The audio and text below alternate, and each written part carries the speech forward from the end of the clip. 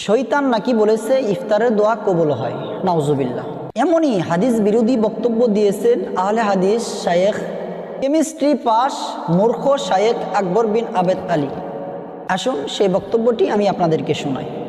ওই যে দেখবেন শয়তান বলছে যে ইফতারের পূর্বে দোয়া কবুল হয়, আর 1.5 মিনিট বাকি আছে, তখন এক কোণা থেকে একজন বলে দিবে হুজুর একটু মেরে দেন, সিয়ামের নেকি নষ্ট করে দিবে, তাই বলছে কি। ওই যে দেখবেন শয়তান বলছে যে ইফতারের পূর্বে দোয়া কবুল হয়। ওই যে দেখবেন শয়তান বলছে যে ইফতারের পূর্বে দোয়া কবুল হয়।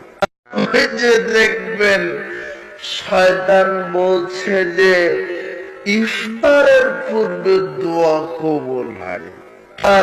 আপনারা শুনতে পেলেন তার বক্তব্য।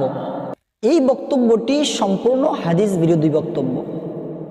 তারই প্রমাণ আজকে এই ভিডিওটির মাধ্যমে করব। অতএব ভিডিওটি ধৈর্য সহকারে সম্পূর্ণ দেখুন।